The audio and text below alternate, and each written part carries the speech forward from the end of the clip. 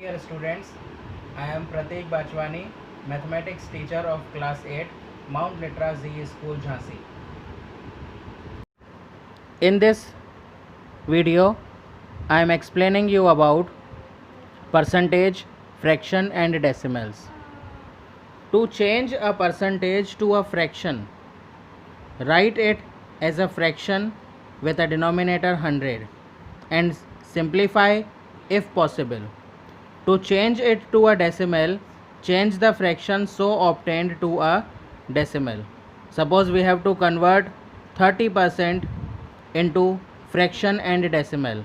We will remove this percentage sign. We will divide it by 100. It means in the denominator we will put 100. We will cancel it by table of 10. 10 3s are 30, 10 10s are 100. So it will become 3 by 10 in fraction form, and in decimal form it will be equals to 0.3. 225%, remove this percentage sign, divided by 100.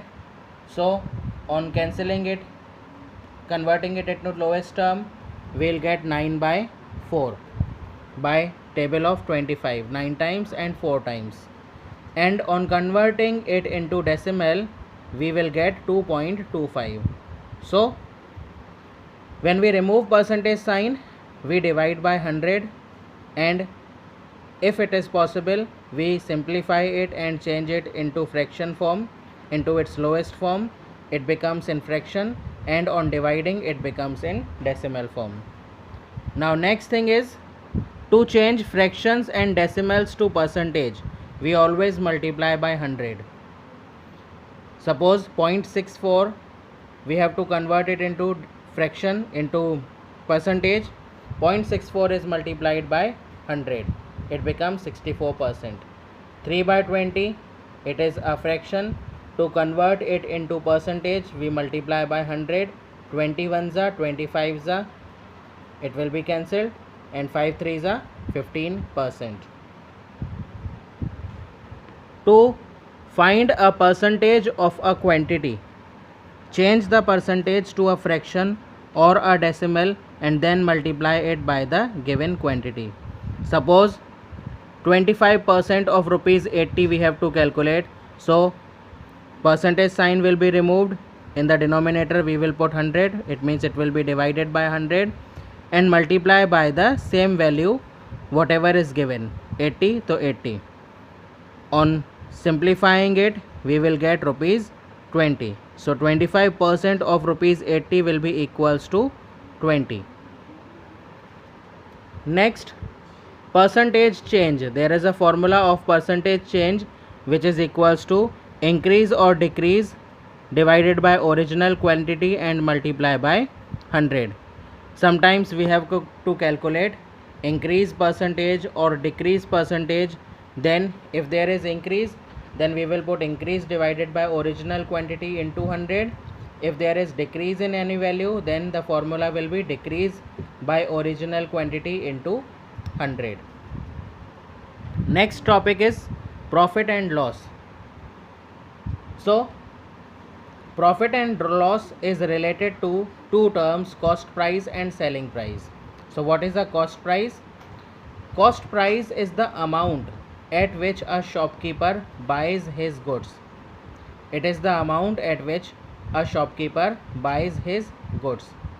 And selling price is the amount at which a shopkeeper sells his goods. Suppose a shopkeeper has purchased a pen for rupees 5 and he sells it for rupees 7. So that rupees 5 is his cost price and 7 rupees will be his selling price. Another topic, there are some formulae which are related to profit, loss, profit percent, loss percent, cost price and selling price. Let us see. These formulae will be used in solving the questions. Profit is also known as gain, equals to SP minus CP. Loss equals to CP minus SP. Whenever selling price is more than cost price, then there is always a profit.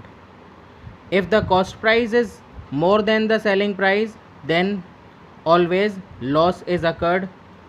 Profit percent equals to profit by CP into 100. Loss percent equals to loss by CP into 100. SP equals to CP into 100 plus profit percent by 100. When profit percent is given, then 100 plus profit percent in the bracket. And another formula, SP equals to CP into 100 minus loss percent divided by 100.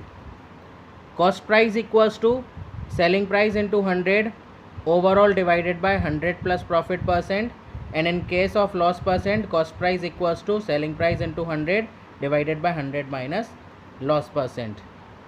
Now there is one more term, overheads.